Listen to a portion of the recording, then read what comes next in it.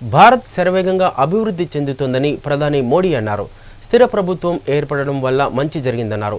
దివ్యమైన భవిష్యత్తు దిశగా భారత్ అడుగులు వేస్తోందని ప్రధాని అభిప్రాయపడ్డారు. ఢిల్లీలో హిందుస్థాన్ టైమ్స్ సంస్థ నిర్వహించిన సదస్సులో పాల్గొని మోడీ ఈ వ్యాఖ్యలు చేశారు. దేశంలో నిలిచిపోయిన 65 పథకాలు తిరిగి ప్రారంభం అయ్యాయన్నారు. రాజధాని ఢిల్లీ నుంచే మొత్తం పాలన సాగిస్తే దేశ ప్రగతి వీలు కాదన్నారు. సాంప్రదాయంగా బలహీనంగా ఉన్న రాష్ట్రాలన్నీ బలవంతంగా తయారవుతున్నాయని మోడీ అన్నారు. 8.5% చొప్పున విద్యుత్ ఉత్పత్తి క్రమంగా పెరుగుతోందని మోడీ చెప్పారు. जब राज्य सरकारें केंद्र सरकारें मिल करके निश्चित दिशा में सुधार अभियान सरलीकरण कर मिनिमम गवर्नमेंट मैक्सिमम गवर्नेंस को 20 फॉर्म है उसको 2 कर देते हैं, प्रक्रिया 3 साल चलती है उसको 6 महीने में ले आते हैं, ऐसी एक चीज डिसीजन। और इसके लिए मैंने पहले राज्यों के सभी अधिकारियों को बुलाया, एक 100 पॉइंट का चार्टर दिया, 2 दिन का वर्कशॉप किया, आग्रह किया। लेकिन सबसे खुशी की बात और इस फोरम ने समझने वाली जो बात है वो ये है, 12 पॉइंट उछल के जाना अच्छी बात है, अच्छी दिशा है, लेकिन उसमें सबसे बड़ी महत्वपूर्ण बात है उन राज्यों ने कमाल करके दिखाया है। ఆదిలాబాద్ జిల్లా అభివృద్ధిపై సచివాలయంలో రివ్యూ సమావేశం జరిగింది. జిల్లాలో సాగునీటి ప్రాజెక్టులు, రహదారులపై మంత్రులు కేటీఆర్, తుమ్మల నాగేశ్వరరావు, జోగు రామన్న, ఇంద్రకరణ్ రెడ్డి ఉన్నతాధికారులతో సమీక్ష నిర్వహించారు. జిల్లాలో చేపట్టిన అభివృద్ధి పనులపై సమీక్షలో చర్చించారు. త్వరలో కేసీఆర్ జిల్లా పర్యటన ఉన్న నేపథ్యంలో ఈ సమావేశం జరిగింది. రాష్ట్రంలో కరెంటు కోతలు లేకుండా చేశామని మంత్రి కేటీఆర్ అన్నారు. దేశం అబ్బురపడేలా విద్యుత్ సరఫరా కొనసాగుతోందని తెలిపారు. ఇవాళ ఆయన సచివాలయంలో విలేకరులతో మాట్లాడారు. రాష్ట్రంలో అన్ని వర్గాలకు విద్యుత్ సరఫరా నిరాటకంగా కొనసాగుతోందని వివరించారు. సీఎం కేసీఆర్ చిత్తశుద్ధి వల్లే ఇదంతా సాధ్యమవుతోందని కేటీఆర్ పేర్కొన్నారు. ఆయన తీసుకున్న యాక్షన్ ప్లాన్ విద్యుత్ సమస్య పరిష్కారానికి ఉపయోగపడిందన్నారు. తెలంగాణ మొత్తానికి 6,000 నుంచి 7,000 మెగావాట్ల విద్యుత్ అవసరమని తెలిపారు. విద్యుత్ వ్యవస్థను PLFను 60 నుంచి 90% తీసుకొచ్చామన్నారు. గతంలో ఇలాంటి పరిస్థితి ఉండేది కాదని కేటీఆర్ అన్నారు. గౌరవ ముఖ్యమంత్రి గారు ఉన్నారు.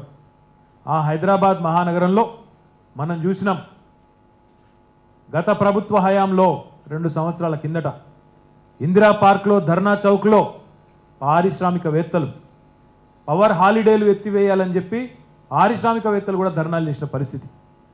మాకు నాణ్యమైన కరెంటునివ్వండి, అది చాలు, మీకు అవసరమైతే మీకు 4 పైసలు ఎక్కువనైనా చెల్లిస్తాం యూనిట్ కని వాళ్ళు మొత్తుకున్నా ఇవ్వలేని పరిస్థితి, ఇవ్వలేని అసమర్థత ఆనాటి ప్రభుత్వాలకు. మరి కేవలం వచ్చిన 6 నెలల్లోనే గౌరవ ముఖ్యమంత్రి గారి నేతృత్వంలో ఎవరూ ఊహించని విధంగా, విమర్శకుల నోళ్లు మూతలు పడే విధంగా, ఈరోజు దేశం మొత్తం కూడా అబ్బురపై చూసే విధంగా మొత్తం రాష్ట్రంలోని అన్ని వర్గాలకు విద్యుత్ ఇవ్వడం ఒక విజయం అయితే, దానికి మించిన విజయం హైదరాబాద్ మహానగరాన్ని గత నవంబర్ మాసం నుంచి ఈరోజు వరకు కరెక్ట్గా సంవత్సర కాలం పైన 12 నెలలు నిరంతరాయంగా 24 గంటల కరెంట్ ఇచ్చిన ఘనత తెలంగాణ ప్రభుత్వానికి, కేసీఆర్ గారి నాయకత్వానికే దక్కుతుందని చెప్పి మీకు ఈ సందర్భంగా మీ ద్వారా ప్రజలకు కూడా విజ్ఞప్తి చేస్తా ఉన్నా. ఎన్నో అనుమానాలు, ఎన్నో అపోహలు, ఇవన్నిటిని ఛేదించి అస్తవ్యస్తంగా ఉన్న విద్యుత్ రంగాన్ని గాడిలో పెట్టిన ఘనత తెలంగాణ ప్రభుత్వానికి, కేసీఆర్ గారికి దక్కుతుంది. చెరువుల పరిరక్షణకు తెలంగాణ ప్రభుత్వం కొత్త చట్టాలను తీసుకువస్తోందని భారీ నీటిపారుదల శాఖ మంత్రి హరీష్ రావు అన్నారు. ఈరోజు ఆయన రామంతపూర్ చెరువును ప్రభుత్వ సలహాదారు విద్యాసాగర్తో కలిసి పరిశీలించారు. ఈ సందర్భంగా హరీష్ రావు మాట్లాడుతూ కాంగ్రెస్ టీడీపీ హయాంలో హైదరాబాద్లో చెరువులు కబ్జాకు గురయ్యాయని అన్నారు. రామంతపూర్ చెరువుకు సంబంధించి రేపు సమీక్ష సమావేశం ఏర్పాటు చేయనున్నట్టు పేర్కొన్నారు. అవసరమైన నిధులను కేటాయించి చెరువును పూర్తిగా ప్రక్షాళన చేస్తామని హరీష్ రావు చెప్పారు. గత ప్రభుత్వాలు రాజకీయాలు, పబ్లిసిటీ కోసమే సంక్షేమ పథకాలు చేపట్టాయని మంత్రి తలసాని శ్రీనివాస్ యాదవ్ అన్నారు. ఇవాళ సచివాలయంలో మంత్రి కేటీఆర్తో కలిసి ఆయన విలేకరుల సమావేశంలో మాట్లాడారు. సీఎం కేసీఆర్ నిరంతర శ్రమ వల్ల ఇవాళ రాష్ట్రంలో అన్ని వర్గాల ప్రజలకు నిరంతరాయంగా విద్యుత్ సరఫరా చేయగలుగుతున్నామని తెలిపారు. అసలు 24 గంటల విద్యుత్ సరఫరాను ఎవరూ ఊహించలేదన్నారు. ప్రతి పేద ఇంట్లో ఒక్కొక్కరికి 6 కిలోల చొప్పున రేషన్ బియ్యం ఇస్తున్న ఘనత టీఆర్ఎస్ ప్రభుత్వానిదేనని తెలిపారు. పేదోడు సొంతింటిని ఊహించలేదని అన్నారు. కానీ ఇవాళ సీఎం కేసీఆర్ ప్రవేశపెట్టిన డబుల్ బెడ్రూమ్ పథకం వల్ల పేదోడి సొంతింటి కల సాకారం కాబోతుందన్నారు. ఎంఆర్పీఎస్ వ్యవస్థాపక అధ్యక్షుడు మందకృష్ణ మాదిగపై ఎస్సీ కార్పొరేషన్ చైర్మన్ టీఆర్ఎస్ నేత పిడిమర్తి రవి మండిపడ్డారు. ఇవాళ ఆయన తెలంగాణ భవన్లో విలేకరులతో మాట్లాడారు. మాదిగల హక్కులపై మందకృష్ణకు శ్రద్ధే లేదన్నారు. ఆయనకు నిజంగా చిత్తశుద్ధి ఉంటే ఢిల్లీకి వెళ్లి కేంద్రాన్ని నిలదీయాలని సవాల్ విసిరారు. తాము అధికారంలోకి వస్తే 100 రోజుల్లోనే వర్గీకరణ పూర్తి చేస్తామని వాగ్దానం చేసి మాట తప్పిన బీజేపీని నిలదీయాలని అన్నారు. వర్గీకరణపై టీఆర్ఎస్ బృందం కేంద్ర మంత్రిని కలిసినా కలవలేదని మందకృష్ణ బుకాయిస్తున్నాడని ఆగ్రహం వ్యక్తం చేశారు. మందకృష్ణ సభలకు 10 మంది జనం కూడా రావడం లేదని ఎద్దేవా చేశారు. కేవలం మీడియా ప్రమోషన్లో మాట్లాడుతూ ఆయన గత వైభవాన్ని గుర్తు చేసుకుంటున్నారని వివరించారు. కడియం శ్రీహరిపై మందకృష్ణ అక్కసు వెళ్లగక్కుతున్నాడని మండిపడ్డారు. టీఆర్ఎస్ పార్టీలోకి ఎవరిని బలవంతంగా భయపెట్టి చేర్చుకోవడం లేదని మంత్రి కేటీఆర్ అన్నారు. ఇవాళ ఆయన సచివాలయంలో విలేకరుల సమావేశంలో మాట్లాడుతుండగా ఒక విలేకరి టీఆర్ఎస్లో చేరికలపై ప్రశ్నించారు. టీఆర్ఎస్లో చేరుతున్న వారంతా చిన్నపిల్లలు చోటామోటా లీడర్లు కాదన్నారు. ఒక్కొక్కరు మంత్రులుగా 4-5 సార్లు ప్రజాప్రతినిధులుగా గెలిచిన వారని వివరించారు. అలాంటి వారిని బెదిరింపులతో పార్టీలోకి లాక్కోవడం ఎలా సాధ్యమో మీరే చెప్పాలని విలేకరులను తిరిగి ప్రశ్నించారు. అయినా పార్టీలో చేరికలు ఏదో టీఆర్ఎస్ ఒక్కటే చేస్తున్న తప్పుగా పరిగణించరాదన్నారు. గతంలో కూడా ఇతర పార్టీల్లో ఇలాంటివి జరిగిన విషయాన్ని మంత్రి గుర్తు చేశారు. ప్రభుత్వం చేస్తున్న సంక్షేమ పథకాలు చూసే నేతలు పార్టీలోకి వస్తున్నారని తెలిపారు. పార్టీలో చేరతామని వస్తే ఎవరినీ కాదనబోమని స్పష్టం చేశారు. ప్రజాస్వామ్యంలో పార్టీలు మారే హక్కు ప్రతి ఒక్కరికి ఉంటుందన్న విషయాన్ని మంత్రి గుర్తు చేశారు. కేసీఆర్ గారి నాయకత్వంలో బ్రహ్మాండ కరెంట్ ఇస్తున్నాడు, బ్రహ్మాండ నీళ్లు ఇస్తున్నాడు, అన్ని పనులు చేస్తున్నాడు. కాబట్టి నేను వచ్చి చేరుతున్నాను ఆయన చెప్తున్నాడు. ఇప్పుడు అల్టిమేట్గా వీళ్ళు ఎవరు చిన్నపిల్లలు కాదు చేరేటోళ్ళు. దశాబ్దాలుగా రాజకీయాల్లో ఉన్న వాళ్ళు ఒక్కొక్కరు 4 సార్లు 5 సార్లు ఎమ్మెల్యేలు అయిన వాళ్ళు. వాళ్ళని చిన్నపిల్లలు ప్రలోభ పెడితే బెదిరిస్తే వచ్చేందుకు మాట్లాడేందుకు గమ్మత్తు.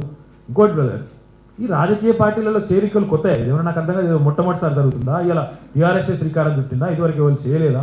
చాలా విచిత్రంగా ఉంది. మేము ఎవరు చేయని పని మేమే చేసినట్టు, అదే చాలా అసహజమైన పని అన్నట్టు. రాజకీయాల్లో పార్టీలు మారడం పెద్ద ముచ్చట్నా? నాకు అర్థం కాదు. పార్టీ బాగా పనిచేస్తుంది, ముఖ్యమంత్రి గారు బాగా పనిచేస్తున్నారు. కాబట్టి తెలంగాణలో తిరుగులేని శక్తిగా టీఆర్ఎస్ ఉన్నది. కాబట్టి ఎవరైనా వచ్చి కలిసి పనిచేస్తామంటే వెల్కమ్, దానిలో తప్పే. ఏపీ ప్రత్యేక హోదా కోసం వెనుకాడొద్దని ఏపీ పీసీసీ చీఫ్ రఘువీరారెడ్డి అన్నారు. ఆయన ఈరోజు ప్రత్యేక హోదాపై ఆంధ్రప్రదేశ్ ముఖ్యమంత్రి చంద్రబాబుకు లేఖ రాశారు. ఈ సందర్భంగా ఆయన మీడియాతో మాట్లాడుతూ ప్రత్యేక హోదా కోసం ఢిల్లీకి అఖిలపక్షాన్ని తీసుకెళ్లాలని లేఖలో కోరినట్లు చెప్పారు. అఖిలపక్షాన్ని ఢిల్లీకి తీసుకెళ్లే వారం ప్రభుత్వంపై పడకుండా మా ఖర్చులు మేమే భరిస్తామని లేఖలో పేర్కొన్నట్లు ఆయన వివరించారు. కేసులకు భయపడి కేంద్రంపై ఒత్తిడి తేవడానికి వెనకాడొద్దని ఆయన అన్నారు. మాజీ మంత్రి దానం నాగేందర్ కాంగ్రెస్ పార్టీని వీడనున్నారనే వార్తలు అవాస్తవమని తెలంగాణ కాంగ్రెస్ ఎమ్మెల్సీ షబ్బీర్ అలీ స్పష్టం చేశారు.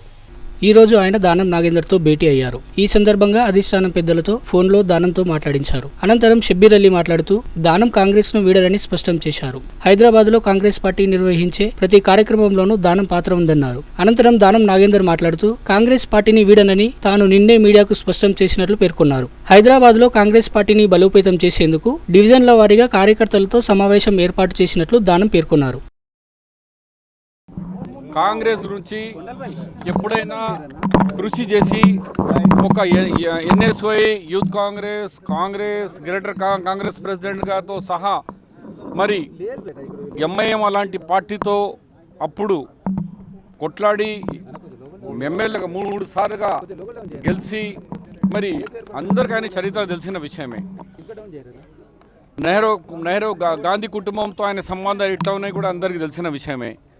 ఇవన్నీ తెలిసి కాంగ్రెస్ గవర్నమెంట్ పోయిన తర్వాత కూడా హైదరాబాద్లో జరిగిన కార్యక్రమాల్లో 95% శాతంలో నాగేందర్ గారి యొక్క contribution, Nagender man power, Nagender గారి అన్ని విధంగా ఈ పార్టీకు సహకరించిన విషయం అందరికీ తెలిసిందే.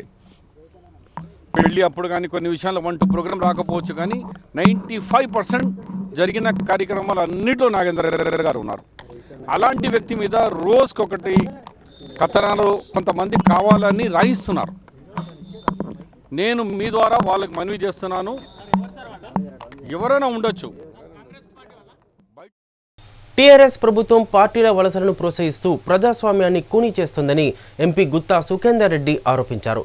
ప్రభుత్వం కొత్తగా ఆపరేషన్ ఆకర్ష్ శాఖను ఏర్పాటు చేసిందని ఆయన పేర్కొన్నారు. ఆ శాఖ బాధ్యతలు మంత్రి జగదీశ్వర్ రెడ్డికి అప్పగించారని ఆయన ఆరోపించారు. మండలి ఎన్నికల్లో ఇంకా ఎక్కడ కూడా క్యాంపు రాజకీయాలు స్టార్ట్ కాలేదు. కానీ జగదీశ్వర్ రెడ్డి గారి నేతృత్వంలో నల్లగొండ జిల్లాలో మాత్రం క్యాంపు రాజకీయాలు ప్రారంభమైనాయి. నల్లగొండ మున్సిపాలిటీ కౌన్సిలర్లనేమో గోవాలో పెట్టినారు.